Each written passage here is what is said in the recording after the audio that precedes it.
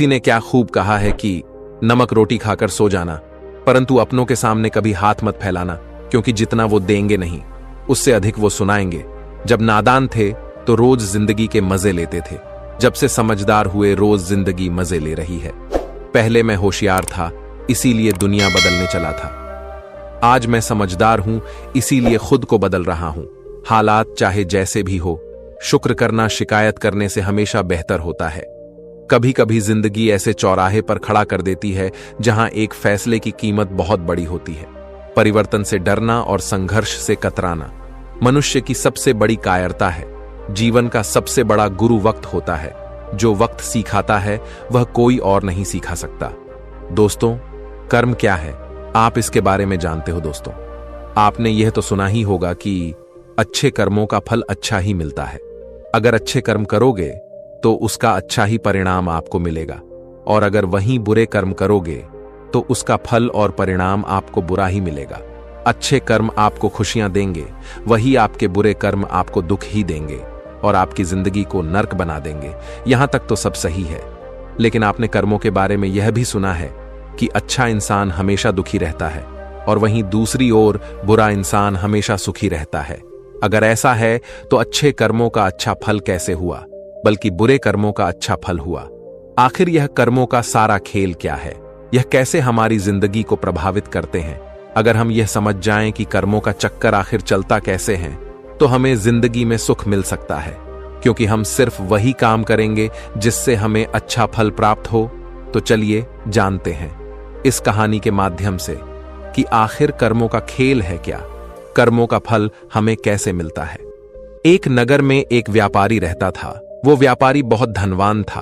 अपने नगर के बड़े बड़े व्यापारियों में उसका नाम लिया जाता था। अपने खुद के नगर में भी उसका बहुत नाम था। धीरे धीरे समय बीतता गया। फिर एक दिन उसके घर पुत्र का जन्म हुआ। फिर उस पुत्र के जन्म पर व्यापारी बहुत खुश हुआ। उसने अपने पुत्र का नाम अर्जुन रख दिया। व्यापारी ने सोचा कि अब उसका पुत्र बड़ा होकर उसके कारोबार को संभालेगा और वो अपने नगर का सबसे बड़ा व्यापारी बन जाएगा। उस व्यापारी ने अपने पुत्र का अच्छे से पालन पोषण किया, उसे अच्छे से पढ़ाया लिखाया। समय के साथ साथ अर्जुन अब 22 वर्ष का हो चुका था। उसका पुत्र अर्जुन भी बड़ा होकर अपने पिता के व्यवसाय में मदद करने लगा। पिता अपने पुत्र को ऐसे काम करते देख, अपने काम में सहायता करते देख बहुत प्रसन्न होते हैं। फिर उस व्यापारी ने अपने पुत्र अर्जुन का विवाह एक सुंदर युवती के साथ करवा दिया, जिसका नाम संध्या था। अर्जुन भी बहुत प्रसन्न था। अर्जुन विवाह होने के बाद तो अपने पिता के साथ व्यवसाय में हाथ बटाता रहा।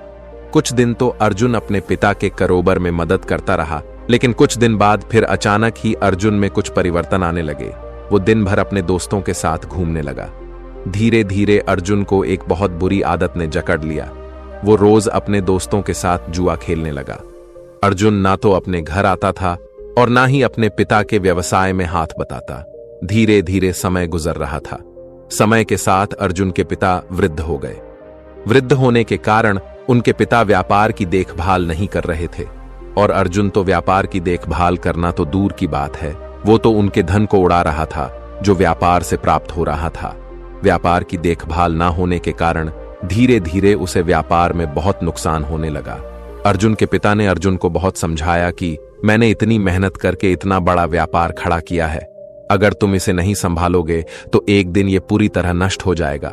उस बूढ़े पिता ने अपने बेटे को खूब समझाया, देखो मेरी बात मान लो, तुम इस जुए खेलने की आदत को, इस गंदी आदत को छोड़ दो, नहीं तो एक दिन ऐसा आएगा जो तुम्हारे पास कुछ भी नहीं बचेगा, कोई तुम्हारा साथ नहीं देगा, फिर तुम बहुत पछताओगे, इसलिए तुम समय रहते संभल जाओ। लेकिन अर्जुन ने तो अपने पिता की एक भी बात नहीं सुनी। वो तो उनकी बातों को सुनकर अनसुना कर देता था। ऐसे ही समय धीरे धीरे गुजरता रहा। समय के साथ उसके पिता और भी वृद्ध हो गए और उनको बीमारियों ने जकड़ लिया। कुछ दिन के बाद ही उस व्यापारी की मृत्यु हो गई।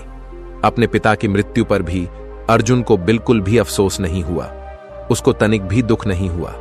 ऐसे लग रहा था कि मानो उसके पिता की मृत्यु के बाद तो उसे आजादी मिल गई हो। अब उसे कहने सुनने वाला कोई रहा नहीं था। अब तो अर्जुन पहले से भी अधिक दिन रात जुआ खेलने में लगा रहता था। अर्जुन जुआ खेलकर एक बहुत बड़ा आदमी बनना चाहता था। वो एक दिन में ही सब कुछ हासिल कर लेना चाहता था, जिस कारण अब वो जुए में बड़े बड़े दांव पेच लगाने लगा था। अर्जुन के मां ने भी अर्जुन को बहुत समझाया कि बेटा, तुमने बहुत सारा धन गवा दिया है, अब जो थोड़ा बहुत धन बचा है उसे भी लूटाने पर क्यों लगे हुए हो। और वो कहते हैं ना कि जब मनुष्य का विनाश होता है तो उसकी बुद्धि काम करना छोड़ देती है। अर्जुन अपनी मां की बात एक कान से सुनता था तो दूसरे कान से निकाल देता था। उसे कोई भी बात का कोई भी फर्क नहीं पड़ता था।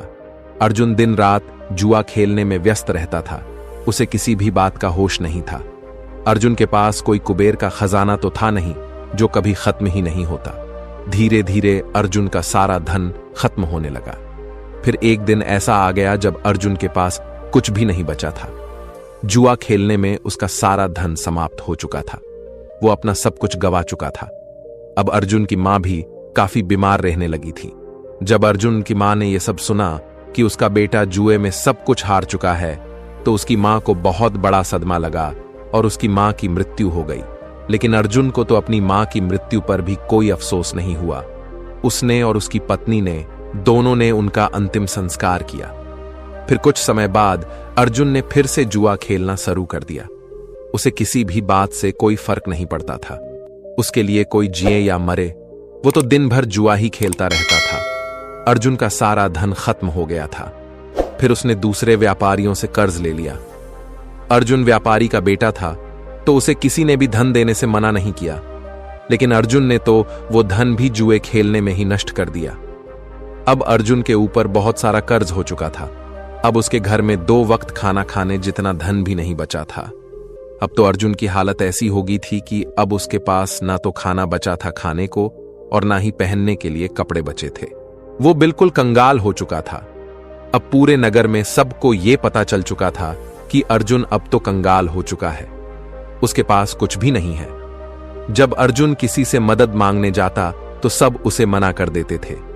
एक समय वह भी था जब उसके परिवार का नाम नगर के बड़े बड़े व्यापारियों में आता था, लेकिन अर्जुन इस गंदी आदत के कारण उसने अपना सब कुछ गवा दिया था। कोई भी उसकी मदद नहीं करता था। अर्जुन का जब सब कुछ समाप्त हो गया तब उसे इस बात का एहसास हुआ कि समाज में लोग इज्जत तभी करते हैं जब उसके पास पैसा है। जैसे ही मनुष्य का पैसा खत्म हो जाता है तो उसके साथ साथ इज्जत भी खत्म हो जाती है। लोग उसी मनुष्य की इज्जत करते हैं जो मेहनत से कमाता है और अपने जीवन में एक कामयाब इंसान बनता है। जब अर्जुन के ससुर को यह बात पता चली कि उसका दामाद कंगाल हो चुका है तो वह अपनी पुत्री की चिंता करते हुए तुरंत ही अपनी पुत्री से मिलने चला गया। उसने वहां जाकर देखा कि उसकी पुत्री तो बहुत दुखी है। उसकी पुत्री ने फटे पुराने कपड़े पहने थे। भूख के कारण उसका गुलाब सा चेहरा मुरझा चुका था। अपनी बेटी की ऐसी हालत देखकर उनको अर्जुन पर बहुत गुस्सा आया। उसने अपनी बेटी को अपने साथ घर ले जाने का निश्चय कर लिया था। उसने ना ही अर्जुन को कुछ कहा और ना ही कुछ सुना। अपनी बेटी को लेकर अपने घर चले गए। जब अर्जुन घर पहुंचता है तब उसे पता चलता है कि उसकी पत्नी को तो उसके ससुर जी अपने साथ घर ले गए हैं। यह देखकर अर्जुन बहुत दुखी होता है। अब वो बिल्कुल ही अकेला पड़ चुका था। अब तो ना उसके पास पैसा था, ना उसकी पत्नी थी और ना ही उसके माता पिता। सब लोग उसे अकेला छोड़कर चले गए थे। अर्जुन अपनी ऐसी हालत देखकर फूट फूट कर रोने लगा। अब अर्जुन को अपने पिता की हर वो बात उसे याद आने लगी जो उसके पिता ने उसे समझाई थी। उसकी ऐसी हालत का जिम्मेदार वह स्वयं ही था। वो अपने ही आप से कहने लगा कि एक दिन ऐसा था जब मेरी गिनती नगर के बड़े बड़े व्यापारियों में होती थी और आज मेरे पास खाने के लिए खाना तक नहीं है। मैंने अपने पिता की सारी जमा पूंजी इस जुए में हरा दी है। अब आज के बाद मैं कभी जुआ नहीं खेलूंगा। अब मैं मेहनत करूंगा और अपना खुद का व्यापार फिर से खड़ा करूंगा। यह सोचकर अर्जुन अपने ससुर से मिलने के लिए चला जाता है ताकि वो उनसे कुछ धन उधार ले और अपना व्यवसाय शुरू कर सके। सुबह होते ही वह अपने ससुर से मिलने के लिए निकल पड़ता है। शाम होते होते वह अपने ससुराल के घर तक पहुंच जाता है। ससुराल पहुंचकर वो अपनी हालत को देखकर रोने लगता है। अपने फटे पुराने कपड़ों को देखकर वह सोचता है कि वो अपने ससुराल ऐसे फटे पुराने कपड़ों में तो नहीं जा सकता है। मेरी थोड़ी बहुत तो इज्जत है, जो इज्जत है वो भी चली जाएगी। मैं इस इज्जत को नहीं गवा सकता हूं। मैं साफ सुथरे कपड़े पहनकर ही अपने ससुर से मिलने जाऊंगा। फिर उसे याद आया कि उसके पास पैसे तो है ही नहीं। फिर वो नए कपड़े कहां से खरीदेगा?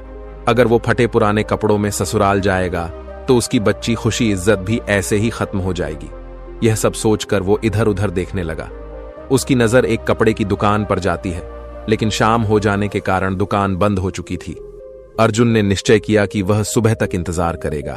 जैसे ही दुकान खुलेगी तो मैं अपने ससुर का नाम लेकर कपड़े खरीद लूंगा, और जब मुझे ससुर जी से पैसे मिल जाएंगे तब मैं इस दुकान वाले को उधर चुका दूंगा। अपने फटे पुराने कपड़ों में ससुराल वालों के घर जाने से अच्छा है कि मैं एक रात इस दुकान के बाहर ही निकाल लूं। यह सब सोचकर अर्जुन उसे कपड़े की दुकान के बाहर ही सो जाता है।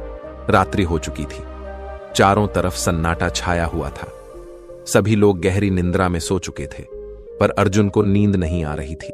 भूखे पेट भला कोई कैसे सो सकता है? अर्जुन भूख के मारे इधर उधर करवटें ले रहा था। तभी अर्जुन ने देखा कि एक युवक चुपचाप दुकान के भीतर जा रहा है। उस युवक के भीतर जाने के कुछ देर बाद ही एक स्त्री भी दबे पांव उसी तरफ आई और दुकान के अंदर चली गई। अर्जुन को स्त्री अंधेरे में भी जानी पहचानी लग रही थी। अर्जुन ने उसे स्त्री को ठीक ढंग से देखने के लिए दुकान की खिड़की से दुकान के अंदर झांका तो उसने जो देखा वो देखकर उसके होश उड़ गए, क्योंकि वो औरत कोई और नहीं बल्कि उसकी ही पत्नी थी। फिर अर्जुन ने अपनी पत्नी और उस युवक की बातें ध्यान से सुनी। अर्जुन की पत्नी उसी युवक से कह रही थी कि हे मेरे प्राण प्रिय, मैं तुमसे बहुत प्रेम करती हूँ और मैं तुमसे विवाह करके पूरी जिंदगी तुम्हारे साथ रहना चाहती हूँ। मैंने आज तुम्हें यहाँ एक राज की बात बताने के लिए बुलाया है, ताकि हम विवाह के बाद आराम से रह सके। हमारे पास किसी भी चीज की कोई कमी ना हो। उस युवक ने बड़ी उत्सुकता के साथ पूछा कि कौन सा राज? तुम किस राज की बात कर रही हो? फिर अर्जुन की पत्नी ने उस युवक से कहा कि मेरे ससुर जी बहुत धनी व्यापारी थे। उनके पास बहुत सारा धन था। उन्होंने अपने जीवन में बहुत कठिन परिश्रम किया था और खूब सारा धन कमाया था, और उन्होंने अपने जीवन में 5 घड़े सोने के सिक्कों से भरवाकर मकान के चारों कोणों में खड्डा खोदकर छुपा दिए थे। ये काम उन्होंने इसलिए किया था ताकि बुरे समय में उस धन का उपयोग किया जा सके।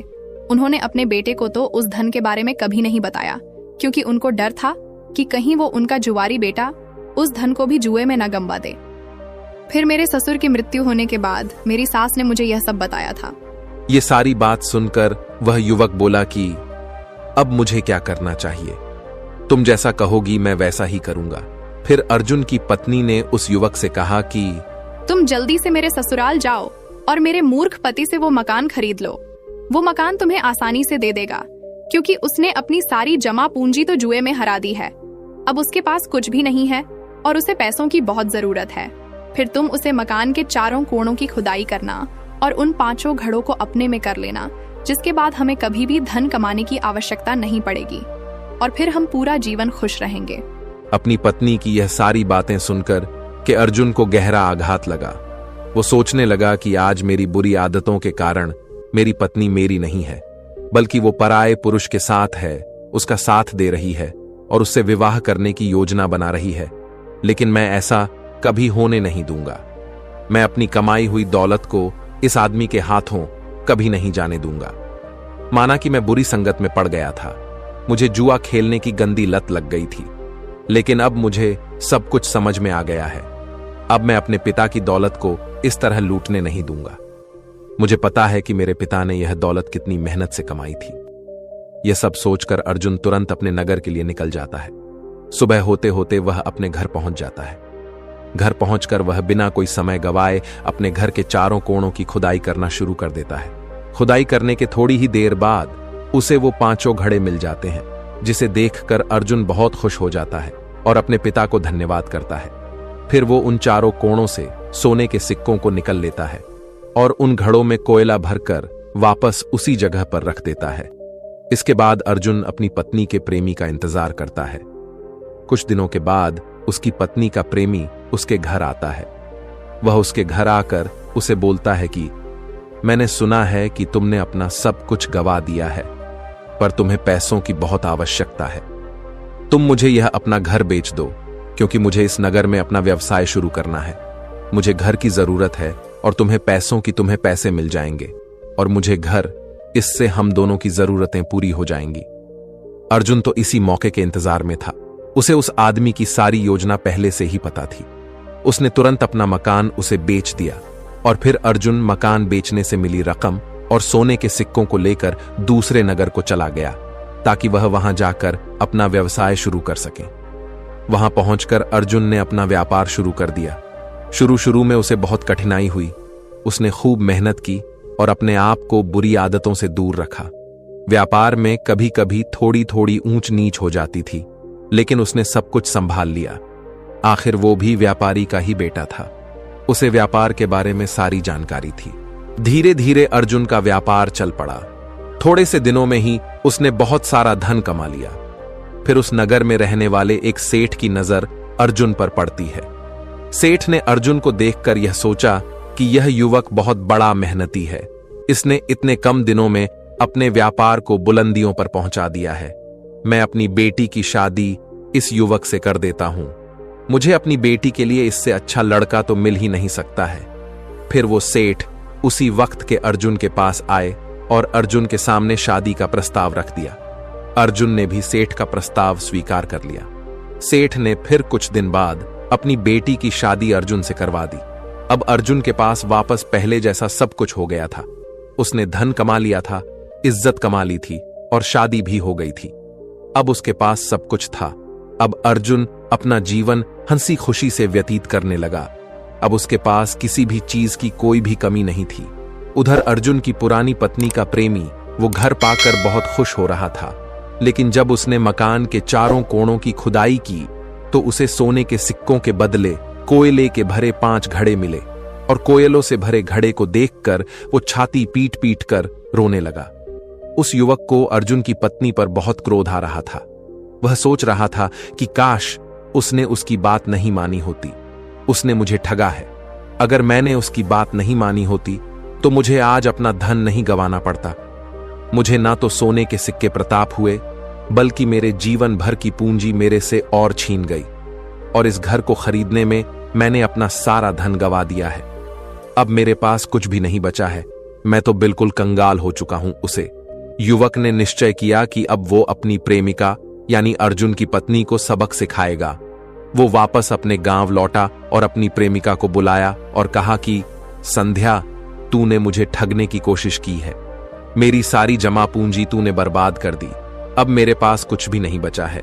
तूने क्या कहा था कि उन घड़ों में सोने के सिक्के मिलेंगे, पर उन घड़ों में तो कोयले हैं। तुमने मुझे बर्बाद कर दिया, मुझे कहीं का नहीं छोड़ा। मैंने तुम्हारे ऊपर विश्वास कैसे कर लिया था। तूने मेरी जिंदगी बर्बाद कर दी है। अब तू देख मैं तेरा क्या हाल करता हूं। अब तू किसी को मुंह दिखाने लायक नहीं रहेगी। यह कहकर उस प्रेमी ने अपने प्रेमिका के नाक और कान को छुरी से काट डाला और वहां से चला गया। अब अर्जुन की पत्नी अपनी ऐसी हालत पर फूट फूट कर रोने लगी। वो इतनी बदसूरत हो गई थी कि अब वह अपने आप को कांच में देख ले तो खुद से खुद ही डर जाए। अपनी ऐसी हालत की जिम्मेदार वो खुद ही थी। अब वो जीवन भर इसके लिए प्रस्तावा करती रहेगी कि काश उसने ऐसा नहीं किया होता। लेकिन अब जो हो गया सो हो गया। बीते हुए कल को हम वापस नहीं ला सकते हैं। बस बीता हुआ कल हमें कुछ सिखा कर जाता है। उधर अर्जुन ने अपनी गलती से पहले ही सीख लिया था कि बुरे कर्म करोगे तो परिणाम तो बुरा ही प्राप्त होगा, पर अगर अच्छे कर्म करोगे, परिश्रम और निष्ठापूर्वक जीवन निर्वाह करोगे, तभी हमें अच्छा परिणाम प्राप्त होगा। हमारा जीवन तभी खुशियों से भरेगा।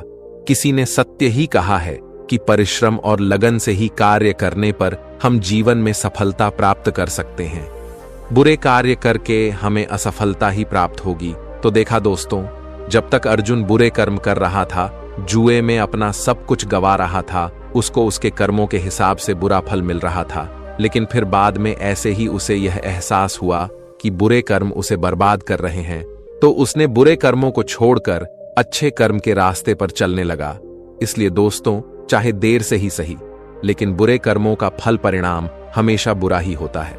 वही दूसरी ओर अच्छे कर्मों का परिणाम सदा जीवन में हितकारी होता है। तो दोस्तों, कैसी लगी आपको ये कहानी? आप हमें कमेंट सेक्शन में जरूर बताना, और अच्छी लगी हो तो इस चैनल को सब्सक्राइब जरूर कर लेना।